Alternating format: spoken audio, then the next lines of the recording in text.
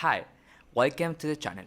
Today we're going to talk about modal verbs. My name is Esteban Beltran and I'm going to be your teacher. Modal verbs are auxiliary verbs.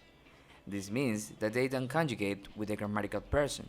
So, they have no infinitive, they have no gerund, they don't have particles. So here we have a chart on the uses and which modal verb to use for each case.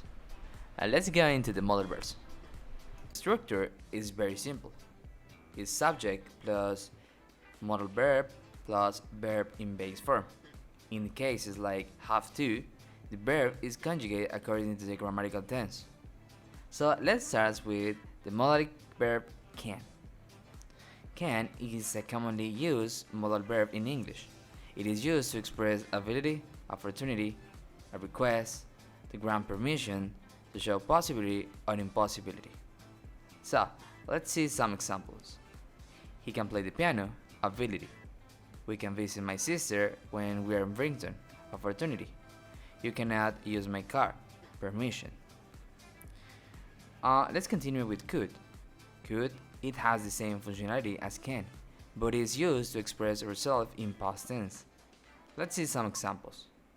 Extreme rain could cause the river to flood the city, possibility. Nancy could ski like a pro by the age of 12, possibility. You could see a movie or go out to dinner, suggestion. May is a modal verb most commonly used to express possibility. It can also be used to give or request permission, although this usage is becoming less common. Let's see some examples. Charlie might be at home, or perhaps at work, possibility. Johnny, you might leave the table when you have finished your dinner, give permission. May I use your bathroom? Request permission. Might is a modal verb most commonly used to express possibility. It is also often used in conditional sentences. Let's see some examples. Your purse might be in the living room, possibility. If I didn't have to work, I might go with you, conditional. You might visit the botanical gardens during your visit, suggestion. So now, let's talk about must. Must is a modal verb most commonly used to express certainty. It can also be used to express necessity or a strong recommendation, although native speakers prefer the more flexible form have to. Must not can be used to prohibit actions. Let's see some examples. This must be the right address, certainty. Students must pass an entrance examination to study at this school, necessity. You must take some medicines for that cold, a strong recommendation. Shall is a modal verb used to indicate future actions.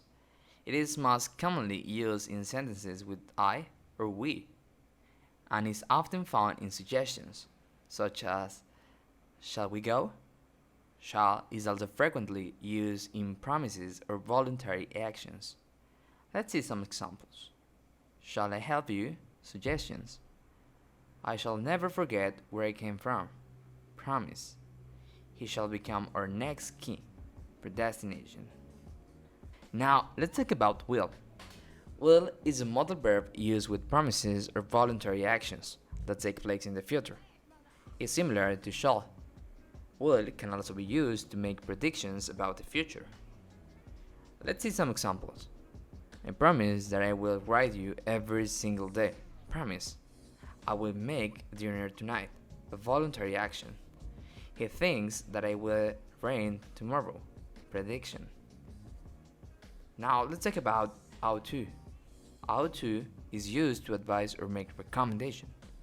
Ought to also express assumptions or expectations as well as a strong possibility, often with the idea that something is deserved. Ought not, without to, is used to advise against doing something. Let's see some examples. Jim ought to get the promotion. It is expected because he deserved it. This stock ought to increase in value. Probability. Mark ought not drink so much. Advice against something. Notice there is no to. So let's talk about have to.